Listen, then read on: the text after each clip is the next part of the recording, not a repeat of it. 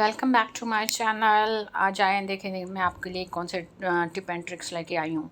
आज मैं कोई कुकिंग की आपको चीज़ नहीं सिखाऊंगी। आज मैं आपको कुछ ट्रिक्स बताऊंगी जिनसे आप अपने किचन की चीज़ों को साफ़ कर सकते हैं। ये देखें मेरे हाथ में तवा है और ये कितना रफ़ सा आपको लग रहा होगा और बहुत खुरदरा भी मुझे लग रहा है। जब भी हम तवों पर रोटी पकाते हैं तो कुछ उससे के बाद तवे जो है वो इस तरह खुरदरे से हो जाते हैं। तो इसको घर में साफ़ करने का बहुत ही आसान और सादा सा तरीका है। देखिए मैं किस तरीके से अपने तवे को साफ़ रखती हूँ। ज़ाहिर है स्कॉच ब्राइट और उसे तो हम धोते ही हैं लेमन मैक्स बार से, लेकिन एक और तरीका है जिसे आप आसानी के साथ अपने घर में मौजूद तवे को साफ़ कर सकते हैं। किसी केमिकल की ज़रूरत नहीं है, किसी भी और चीज़ की ज़रूरत नहीं है। आप देखते जाएं कि बस एक घर में जो मौजूद एक छोटी सी चीज़ से हम अपने तवे को किस तरीके से साफ़ कर सकते हैं। तो ये देखें मैं आपको दिखाती हूँ कि ये देखें ये क्या है। ये एक छोटा सा बट्टा है, ईंट का छोटा सा एक टुकड़ा है। तो मैं हमेशा ये घर में रखती हूँ। तो इससे मैं जो है वो तवे को धोने के बाद इसको ज़रा थोड़ा रगड़ लेती हूँ और जहाँ मुझे फ़ील हो रहा होता है कि चिकनाई ज़्यादा जमी हुई है या खुरदरापन सा हो रहा है तो चेक करके ना वहाँ से मैं थोड़ी ज़्यादा रगड़ लेती हूँ। बिल्कुल ज़्यादा बहुत ही तेज़ सख्त हाथों से भी नहीं रगड़ें, आप नॉर्मल हाथों से भी रगड़ सकते हैं। ठीक है, तो आप थोड़ी सी देर के लिए अगर आप इसको कर लें, हफ्ते में एक दफ़ा भी आप ये वाला अमल कर लें तो आपका तवा जो है बहुत साफ़ और बिल्कुल सिल्की सा हो जाएगा। ठीक है, तो ये देखें मैं इस तरीके से अपने तवे को साफ़ करती हूँ। हफ्ते में एक दफ़ा मैं ज़रूर करती हूँ। छुट्टी वाले दिन मेरे घर की सफाई इस तरह का होता है और उस दिन मैंने अपने प्लान किया हुआ होता है मैंने कौन कौन से काम करने हैं, जिसमें किचन का ख़ास तौर पे मैं ख्याल रखती हूँ कि मुझे कौन कौन से काम करने होते हैं। तो इस तरीके से मैं फिर वो हर हफ्ते जो मुझे छुट्टी होती है जब भी, तो मैं इसको तवे को ऐसे साफ़ कर लेती हूँ। बहुत ही आसान तरीका है, आपके हाथ भी ख़राब नहीं हुआ होते। और तवा ये देखिए कैसे साफ़ सुथरा क्लीन हो गया, आपको नज़र भी आ रहा होगा। और देखिए मेरा हाथ कैसे इस पर फिसलता जा रहा है, बिल्कुल सिल्की हो गया है। आप एक दफ़ा ज़रूर इस ट्रिक को आज़मा के देखें, आपको भी यकीनन ये बहुत पसंद आएगी। और देखिए ईंटें तो घर में मौजूद ही होती हैं ना, वहाँ से आप कोई सा भी उसका थोड़ा सा टुकड़ा काट के अपने पास रख लें आराम से। ठीक है, तो अब आते हैं दूसरी ट्रिक की तरफ। ये देखिए मेरे पास क्या है, हैंगर है और ये एक सॉक्स है मेरे पास। सॉक्स का एक पेयर है मेरे पास। तो अब देखिए मैं इसे कैसे काम करती हूँ। तो हैंगर के अंदर मैंने ये जी सॉक्स को इस तरीके से मैंने डाल दिया। तो आप इसको चाहें तो आप दोनों सॉक्स भी डाल सकते हैं, चाहे तो आप एक सॉक्स भी डाल सकते हैं।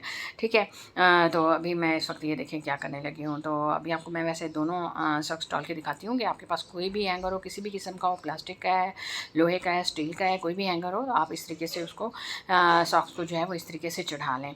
ठीक है, आराम से ना। तो मैं जो है वो उसको एक ही सॉक्स से काम करती हूँ। तो अब इससे क्या करना है, तो अब ये देखिए अब इससे मैं क्या करने लगी हूँ। तो इस तरह अपने सॉक्स को करके ना तो आपके जो वो बेड के नीचे या आपकी कबर्ड के नीचे या साइड टेबल या ड्रेसिंग के नीचे जो होता है जहाँ झाड़ू हमारा सही तरीके से नहीं जा रहा होता, तो वहाँ आप ये आसानी के साथ यहाँ से इसकी सफाई कर सकते हैं। ये देखिए कितनी मिट्टी निकल आई है। सारा घर वैसे साफ़ था लेकिन यहाँ पे ये देखें कितनी मिट्टी निकल रही है ना। तो इसी तरीके से ये देखें दूसरी साइड से भी देखें तो यहाँ कितना गंद होता है। इसी तरीके से फ्रिज के नीचे से भी आप ऐसे सफाई कर सकती हैं, कोई भी ऐसी जगह जहाँ आपका झाड़ू ना पहुँच सके। ये देखें कितनी मिट्टी निकल रही है और ये देखें कितना गंद सा लग रहा है ना। तो इसकी ये सॉक्स की आसानी से सफाई हो जाती है।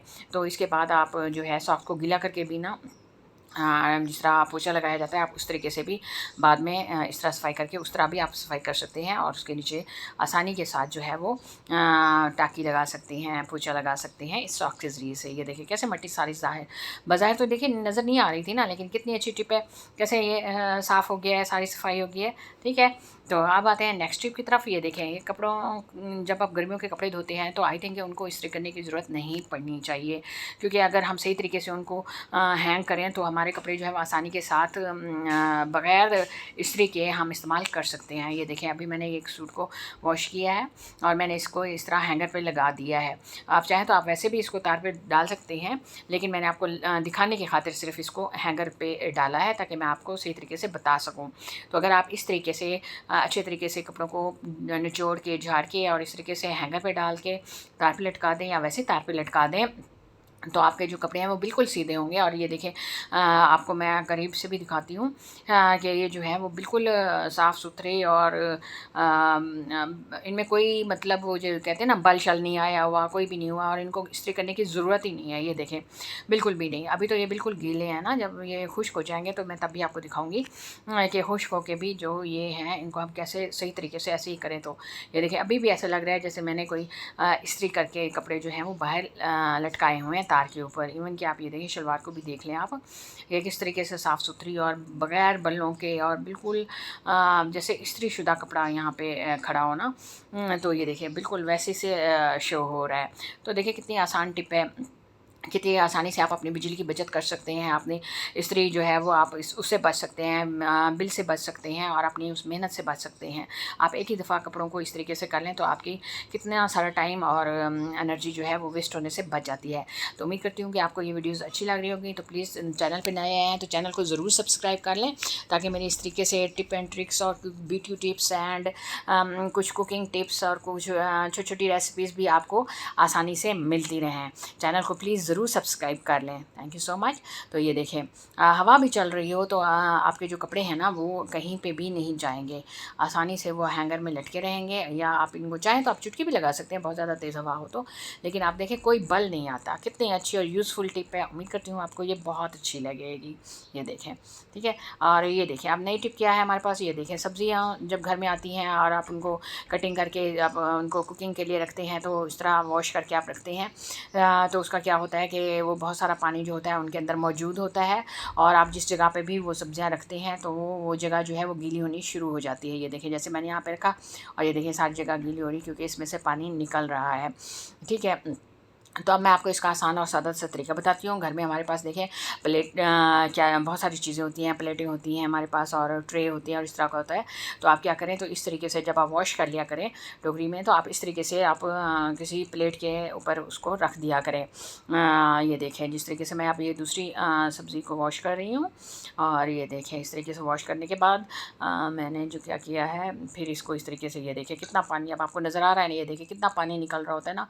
तो ये हमारी हर चीज़ जो होती है वो गीली हो जाती है, पूरा किचन में पानी पानी सा होने लग जाता है। तो आप बेहतरीन तरीका है कि आप कोई प्लेट या ट्रे वगैरह लेके तो आप ना उसके ऊपर इन चीज़ों को रख दिया करें। तो इस तरह ये होगा कि जो भी पानी गिरेगा वो आपकी शेल्फ़ के ऊपर नहीं गिरेगा, पानी किचन में भी नहीं गिरेगा, और वो उन प्लेटों के ऊपर ही वो पानी जाएगा, जिससे जो है आपका किचन जो है वो साफ़ सुथरा रहेगा। नहीं तो वो पानी जूतों को लग के हर जगह जाता है तो सारा घर ख़राब होता है। ठीक है। ये देखिए आप प्लेट के अंदर कितना पानी जमा हो रहा है। ठीक है। तो ये इस तरीके से है, अगर इतनी देर में आप इसको रख के आप अपनी कुकिंग स्टार्ट कर देते हैं तो इतनी देर में ये भी खुश्क हो जाना है, सारा कुछ साफ़ सुथरा हो जाएगा। तो आप इस टिप को ज़रूर आजमाइएगा, आप इस तरह ज़रूर कीजिएगा। उम्मीद करती हूँ कि आपको ये टिप्स अच्छी लगेंगी। चैनल को ज़रूर सब्सक्राइब करें। अपना ख्याल रखिएगा। अल्लाह हाफ़िज़।